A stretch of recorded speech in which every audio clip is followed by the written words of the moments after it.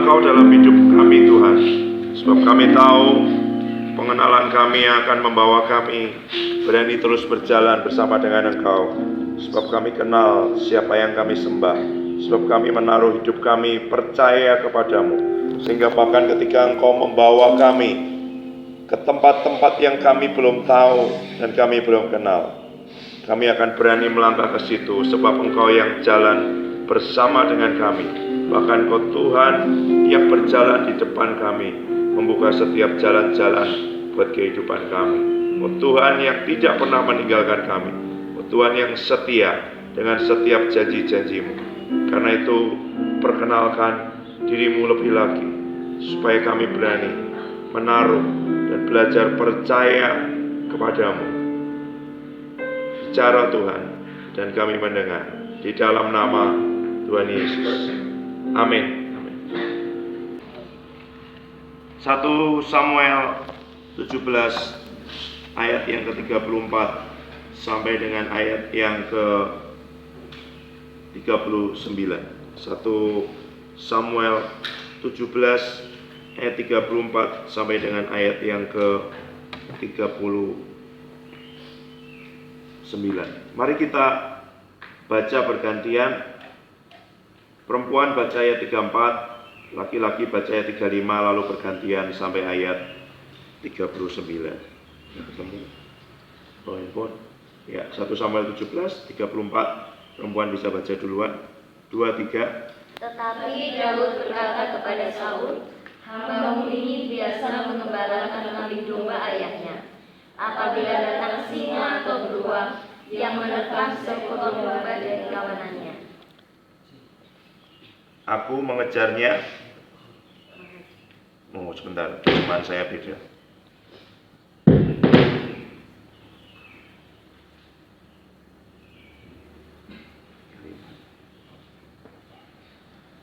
Kelima, maka aku mengajarnya dan melepaskan domba itu dari mulutnya.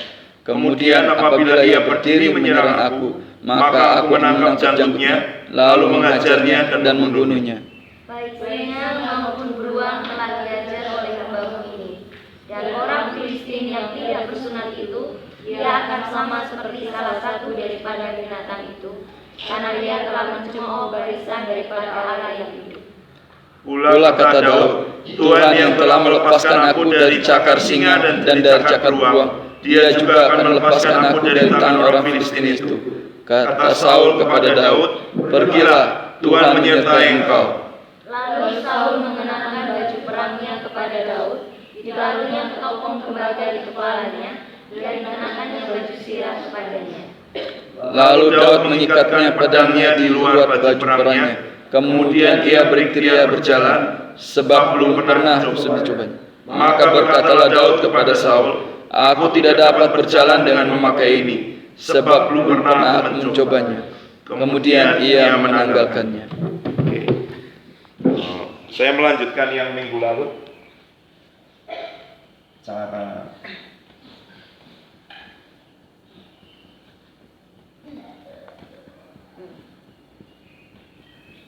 Cara mengalahkan raksasa.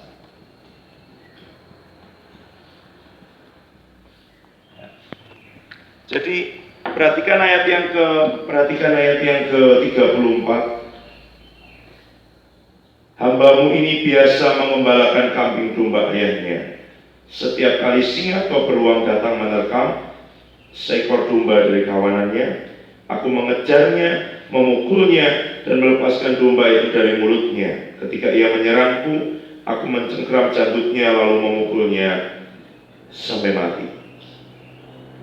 Jadi sebelum Daud berhadapan dengan raksasa dalam hidupnya, apa yang dia katakan kepada Saul? Saul ngomong begini, coba ayat 33. Kata Saul kepada Daud, tidak mungkin engkau dapat menghadapi orang Filistin itu, raksasa itu, Goliat itu, untuk melawan dia. Sebab engkau masih muda, sedang dia dari sejak masa mudanya telah menjadi prajurit. Berarti Goliat sudah nggak muda, tapi Goliat sejak muda sudah menjadi prajurit. Maksudnya apa? Sejak muda dia terlatih, sejak muda dia berperang, sejak muda dia itu punya kemampuan untuk perang. Dia terbiasa. Tapi Daud menjawab apa? Aku memang masih muda, ya kan? Tetapi hambamu ini biasa. Jadi satu, biasa. Apa biasa? Terbiasa. Punya apa? Kebiasaan. Apa itu kebiasaan? Sesuatu yang diulang-ulang. Enggak sekali, enggak 2 kali, enggak seminggu sekali, bukan kadang-kadang, bukan kalau seneng, bukan kalau kepengin, bukan kalau lagi semangat, bukan, tapi terus-menerus.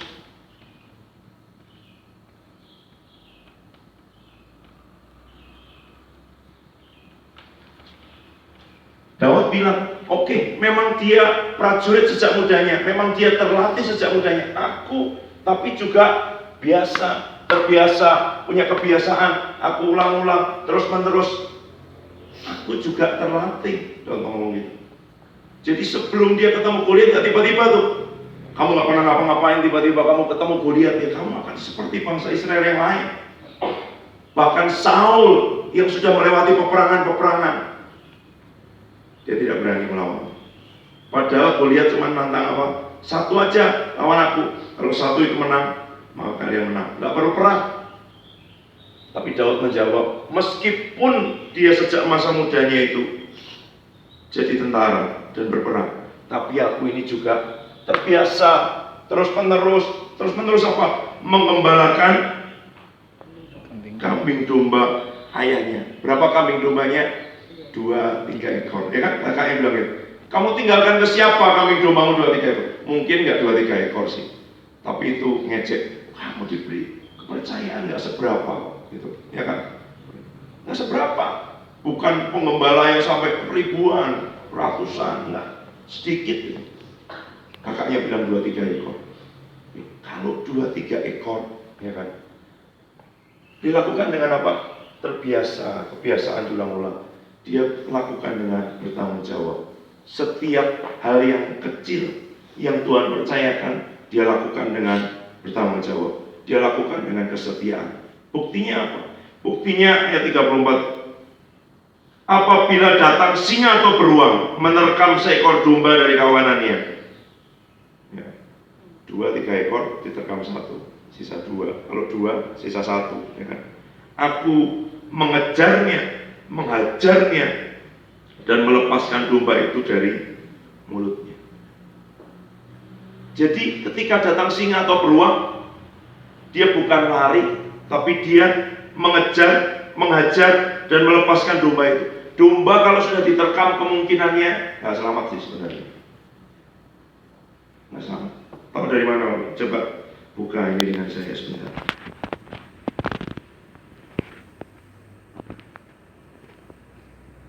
Amos 3 ayat 12.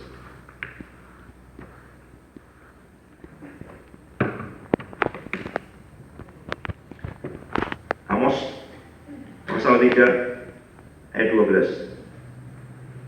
Saya baca ya. Beginilah firman Tuhan, seperti seorang gembala melepaskan dari mulut singa 2 tulang betis atau potongan telinga. Sampai di situ. Jadi kadang yang dilepaskan itu cuma potongan tulang betis, karena yang lain sudah dimakan. Yang bisa diselamatkan cuma itu, atau potongan telinga. Buat apa? Tapi itu tanggung jawab seorang gembala. Karena dia akan membuktikan kepada pemilik domba yang mempercayakan domba itu pada dia, bahwa dombanya gak dijual, dombanya gak dimakan sendiri, tapi diterkam singa atau beruang. Dan karena itu dia lepaskan mungkin cuma sisa 2 tulang betis atau potongan telinga. Tapi untuk apa mempertaruhkan nyawa buat tulang betis atau potongan telinga? Tapi itu tanggung jawab seorang gembala yang diberi kepercayaan. Dia harus lawan singa dan beruang. Dia harus mempertaruhkan nyawanya atau hidupnya untuk 2 potong tulang betis atau sepotong telinga. Tanggung jawab yang dipercayakan mungkin nggak besar, tapi itu cara mengalahkan raksasa karena dia terbiasa diulang-ulang terus-menerus melakukan yang kecil, melakukan yang dipercayakan dalam kesetiaan, sekalipun tidak ada yang melihat. Waktu menghadapi singa dan beruang, nggak ada yang bikin story. Singa datang guys, viral ya kan, itu diundang kemana-mana, lalu jadi nggak ada. Waktu berhadapan dengan itu tidak ada orang lain yang melihat. Dia di padang pengembalaan, di padang rumput jauh. Bapaknya aja lupa kalau punya anak ya kan. Waktu Samuel datang, masih ada lagi anakmu? Oh iya masih. Yang mengembalakan 2-3 ekor kambing dulu. Kamu nggak diingat sama orang yang ngasih tanggung jawab, tapi kamu tetap melakukan dengan kesetiaan. Dia aja nggak ingat masih ada kamu. Mungkin itu pekerjaan tambahannya lah daripada di sini. Biar jauh-jauh di sana. Tapi dia lakukan dengan kesetiaan. Bahkan dia bilang begitu kan.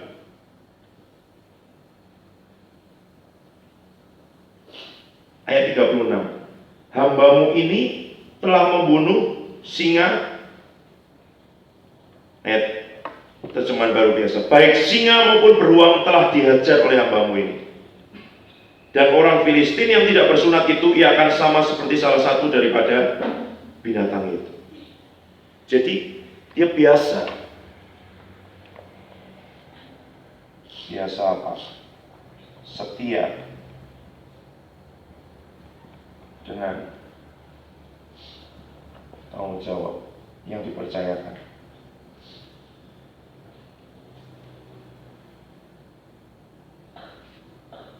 Lalu biasa apa?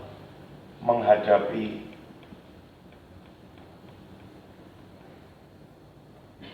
singa dan beruang. Karena sebelum raksasa datang, singa dan beruang akan datang. Kalau kamu lari dari singa dan beruang, nggak mungkin ketika raksasa itu datang kamu akan berani menghadapi. Singa dan beruangnya biasa, berarti bukan sekali 2 kali. Singa dan beruangnya bisa datang kapan saja, tapi dia biasa menghadapi singa dan beruang. Dia biasa mengembalakan, dia biasa menjaga apa yang dipercayakan kepadanya, sekalipun itu nanti hanya 2 potongan tulang betis dan potongan telinga. Dia pertahankan itu. Dia rebut, dia bertarung dengan singa dan beruang. Apakah Daud berpikir begini, satu kali di depan seluruh bangsa, Tuhan akan mempromosikan aku, Tuhan akan menghadapkan aku menjadi pahlawan? Tapi setiap yang dipercayakan, dia lakukan dengan setia. Setiap ada musuh-musuh datang, sebelum raksasa datang, akan ada singa dan beruang.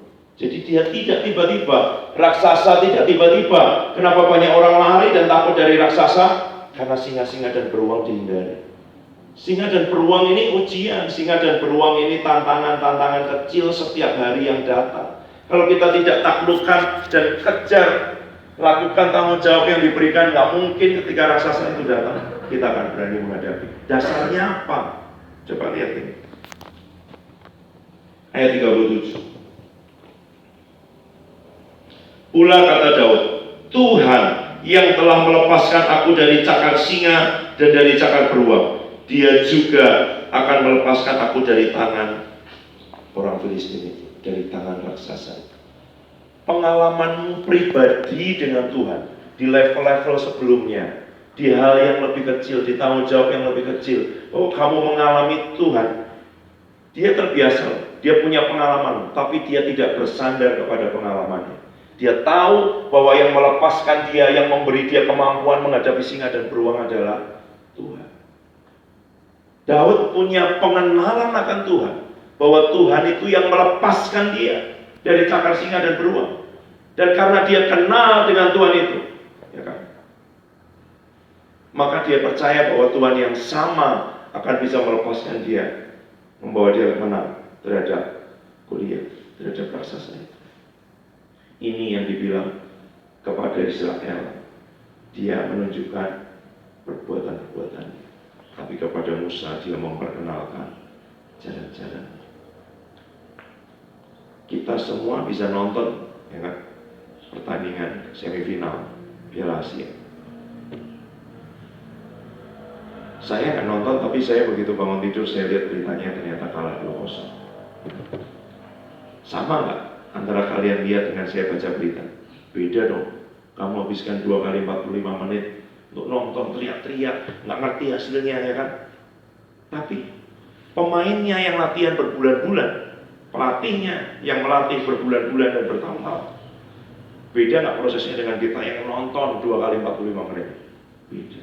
Dia akan ngerti apa penyebab kekalahannya. Dia akan ngerti bagian mana yang masih perlu diperbaiki. Itu akan menolong dia, apakah nanti dia akan merubah strateginya ketika melawan Irak, ya kan? Apakah Indonesia akan jadi juara 3 dan masih bisa punya kesempatan ke Olimpiade di Paris? Atau berhenti sampai di situ jadi juara keempat? Apa yang membedakan? Prosesnya. Hasil akhirnya bisa tahu semua, ya kan? 250 orang Indonesia bisa nonton dan teriak-teriak dan kecewa, marah, sedih atau apapun. Tapi ada 11 orang di situ yang menghabiskan waktu berbulan-bulan, latihan setiap hari berjam-jam, dan dia lebih tahu apa yang akan membuat dia menang atau kalah. Beda. Kita bisa teriak, bisa itu, tapi ketika kita menghadapi di situ, mungkin baru masuk stadion ditonton ratusan ribu orang, lutut kita sudah gemetar, ya kan? Itu hal berbeda. Main bola, karena mereka sudah menghabiskan waktu berlatih puluhan, ratusan jam, ribuan jam tanpa ada yang nonton, ya kan? Apakah tiba-tiba mereka tampil di situ tanpa sebelumnya latihan? Nggak mungkin. Latihannya bertahun-tahun, berbulan-bulan persiapannya. Mereka main bola mungkin dari kecil, tidak tiba-tiba langsung di stadion disiarkan live, ditonton seluruh dunia. Nggak ada. Tapi ada yang dilatih, diulang terus-menerus. Ada singa-singa dan beruang. Ada pengenalan akan Tuhan yang sama, yang sudah pernah melepaskan. Tuhan yang sama itu. Kalau kamu kenal Tuhan, kamu bisa ngomong gini, Tuhan yang sama, yang sudah menolong aku, yang sudah mencukupi kebutuhanku selama aku di SDT Sangakala. Tuhan yang sama, yang memberi hikmat kepadaku mengerjakan tugas-tugas, yang memberi hikmat kepadaku untuk mengerjakan skripsi, mengerjakan proposal, menyelesaikan tanggung jawab. Tuhan yang sama akan menolong aku dalam pelayanan, di ladang misi, di tempat pengembalaan, di sekolah, dimanapun dia mengutus aku. Mungkin kamu diutus ke kota besar, mungkin kamu diutus ke pedalaman, mungkin nanti kamu pergi ke bangsa-bangsa, kemanapun, kamu akan bisa ngomong Tuhan yang sama. Saya dulu sering ulang-ulang begini. Saya bersyukur Tuhan melatih saya dengan pound sterling, mata uang Inggris. Yang 1 pound sterling sekarang berapa? Jadi 20.000 rupiah, 21.000 rupiah, 1 pound sterling. Dan karena dia melatih saya di pound sterling, ketika pulang ke Indonesia, kami nggak bawa uang, nggak ada, habis, ya kan? Tapi saya bilang begini, Tuhan yang sama yang memelihara hidup kita di Inggris. 1,5 tahun terakhir kami hidup tanpa beasiswa. Sedangkan sewa kamar apartemen mungkin 1,5 kali kamar asrama kalian itu 10 juta 1 bulan. Belum biaya hidupnya. Tuhan yang sama yang memelihara kehidupan kami selama 1,5 tahun di Inggris akan bisa memelihara hidup kami di Indonesia. Kamu punya pengalaman apa menghadapi singa dan beruang? Kamu punya pengalaman apa dengan Tuhan? Itu akan menentukan apakah ketika raksasa datang, kamu akan lari, kamu akan diam aja, kamu akan ketakutan, atau kamu akan bilang, hambamu ini biasa menghadapi singa dan beruang. Dan waktu menghadapi singa dan beruang aku tidak sendiri.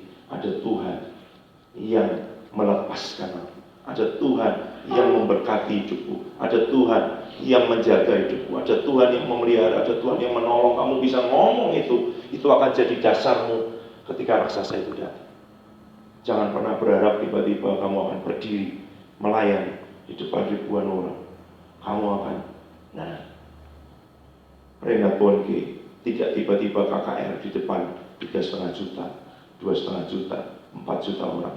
Dia mulai dengan menginjil di perempatan main akordeon, 2-3 orang yang mendengarkan bertahun-tahun,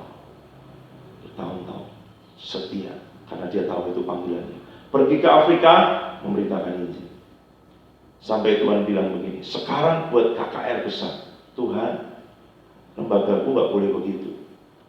Sampai Tuhan ngomong begini, kalau kamu buang visiku, aku buang kamu. Malam itu dia menangis di depan mesin ketik, mengundurkan diri dari lembaganya. Mulai pelayanan baru tanpa punya sponsor, tanpa ada lembaga pendukung, tapi dalam ketaatan. Apakah dia langsung KKR? Ratusan ribu jutaan? Bukan. Beberapa ratus, naik jadi beberapa ribu, naik jadi puluhan ribu, naik jadi ratusan ribu. Tapi Tuhan yang sama, yang melepaskan aku, yang melatih dia menginjil di perempatan jalan main akordeon. Dia bilang, Tuhan yang sama sekarang ketika dia berdiri di depan 2,5 juta orang. Ketika sekali altar call yang terima Tuhan Yesus 1,5 juta orang, 2,5 juta orang. Tuhan yang sama ketika dia menginjil di perempatan dengan 2-3 orang yang mendengarkan dia main akordeon. Setelah selesai, diberitakan Injil sama mereka. Karena tidak akan pernah ada mengalahkan raksasa tanpa terbiasa menghadapi singa dan beruang dalam kehidupan. Setiap kita akan dihadapkan, tapi apakah ketika singa dan beruang datang, kamu biarin aja? Buat apa? Berjuang, buat apa? Nggak ada yang lihat, nggak ada yang ngakui, nggak ada yang nganggap, nggak usah. Tapi kamu, ketika kamu bisa diberi tanggung jawab 2-3 ekor, setia menghadapi singa dan beruang, itu latihan-latihanmu. Ketika raksasa datang, kamu akan bisa ngomong yang sama. Tuhan yang melepaskan aku. Tapi kalau kamu nggak punya itu, kamu ngomong apa? Wah, apa bisa ya? Gede banget loh ini, gede banget. Daud nggak lihat gedenya, Daud lihat Tuhannya yang sudah melepaskan dia. Itu dasar. Berikutnya akan saya lanjutkan sampai sini. Keyboard boleh naik.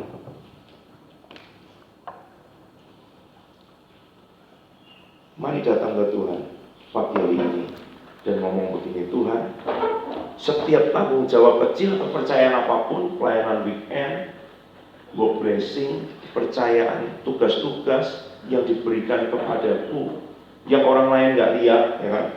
Kakak mentornya mungkin nggak lihat, bapak gembalamu di tempat pelayanan weekend mungkin nggak tahu, ibu gembalamu nggak tahu, tapi kamu lakukan dengan kesetiaan.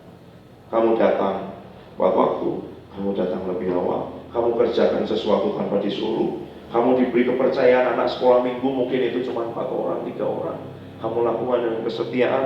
Kamu diberi tanggung jawab renungan rumah tangga atau apapun, jangan berpikir itu mungkin langsung khotbah di minggu, memimpin pujian, melayani KKR dan semuanya. Tapi ada singa-singa dan beruang, ada 2-3 ekor kambing domba yang dipercayakan. Dan ketika singa dan beruang datang, ketika tantangan datang, ketika uangmu nggak ada untuk berangkat weekend, ketika badanmu mungkin sakit, kamu memilih apa? Kamu memilih untuk berjuang, kamu memilih untuk menghadapi singa-singa dan beruang. Ketika moodmu lagi gak bagus, ya kan? Tugas-tugasmu banyak, tanggung jawabmu tetap ada. Apakah kamu akan melatih dirimu, membiarkan hidupmu punya kebiasaan yang diulang terus-menerus, habit untuk terus melakukan setiap tanggung jawab yang dipercayakan, untuk menghadapi ujian-ujian yang datang, singa-singa dan beruang dalam kehidupan. Pilihan diberikan kepadamu, dan itu bukan seminggu sekali, bukan sebulan sekali, bukan setahun 2 kali, tapi itu setiap hari. Karena Daud berkata, aku biasa mengembalakan, dan itu bukan kambing dombanya sendiri, kambing domba ayahnya yang dipercayakan kepadamu. Itu tanggung jawab yang Tuhan percayakan kepadamu dan kepadaku. Biar masing-masing bicara ke Tuhan, pribadi Tuhan, ini hidupku, setiap tanggung jawab yang kau percayakan, biar aku kerjakan dengan kesetiaan, dengan tanggung jawab, dengan hati yang melayani, dengan hati seorang hamba yang mengerjakan, sekalipun tidak dilihat, sekalipun tidak ada pujian, sekalipun orang tidak tahu. Tapi aku ngerti Tuhan, Engkau yang sedang melatih aku. Suatu kali ketika raksasa itu datang, ketika masa promosi itu datang, aku tidak akan lari, tapi justru raksasa itu datang. Itu waktunya Tuhan memberi peninggian, itu waktunya Tuhan mempromosikan hidupmu dan hidupku.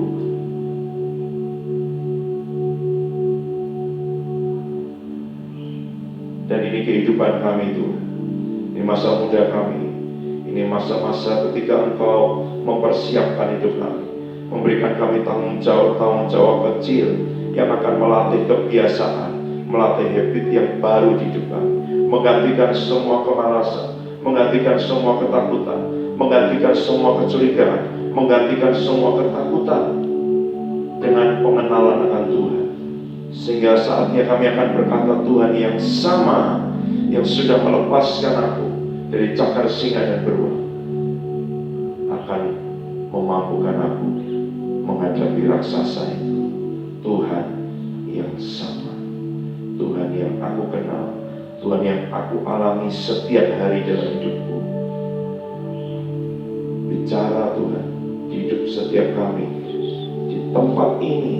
Ketika Engkau sedang memberikan kepercayaan 2-3 ekor kambing domba kepada kami, kami didapati setia, kami didapati mempertanggungjawabkan setiap yang Tuhan percayakan buat kehidupan kami.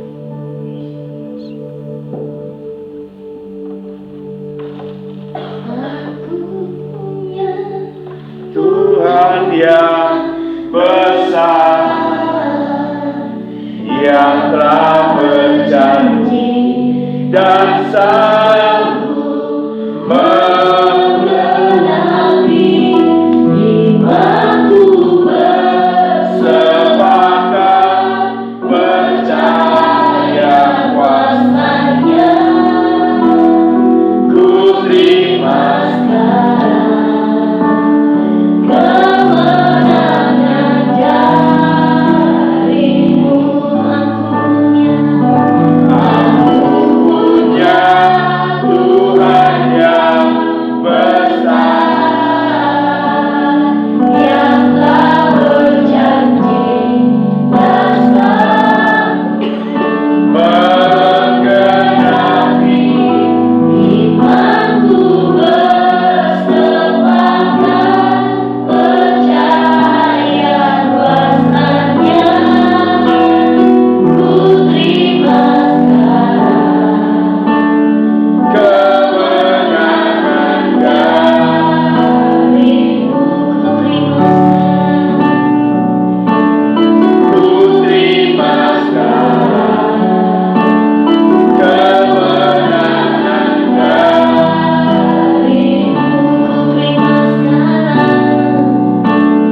ku terima sekarang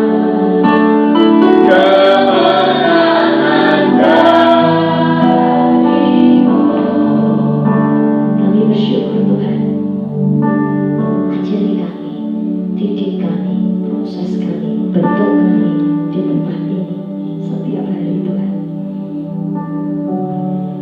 Menghadapi setiap persoalan, kesulitan, masalah, tantangan, tekanan, apapun itu. Karena kami tahu itu cara Tuhan mempersiapkan kami untuk bertemu dengan raksasa-raksasa yang ada di depan kami. Dan ingatkan kami, setelah ada raksasa yang harus kami hadapi, maka akan ada sebuah promosi yang sudah Tuhan siapkan buat kami.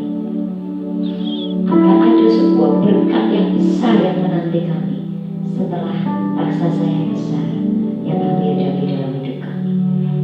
Dan ajari kami supaya kami punya pengalaman dan pengenalan akan Engkau dengan firman, dengan janji-janji-Mu bersama Roh-Mu yang kudus, sehingga kami boleh menikmati menjadi orang percaya. Ketika orang-orang bertanya siapa Tuhan, kami boleh bercerita, Tuhanku adalah Bapa buat aku, Tuhanku seperti seorang pemulung buat aku, yang memungut hidupku. Tuhanku, seperti seorang sahabat, karena aku bisa marah, aku bisa ungkapkan semua rasa kecewaku, aku bisa ceritakan apa yang jadi pergumulan yang paling dalam yang gak pernah aku ceritakan ke orang lain. Oleh karena itu aku bilang, Tuhanku, sahabatku. Terima kasih Tuhan, Engkau setia. Pagi hari ini kami menyerahkan tubuh, jiwa, dan roh kami ke dalam tangan-Mu. Pegang hidup kami dan jangan pernah lepaskan. Ikat kaki kami jadi satu dengan kaki-Mu yang sudah berlubang paku buat hidupku dan buat hidup setiap anak-anakku di tempat ini. Terima kasih Roh Kudus, di dalam nama Tuhan Yesus. Haleluya.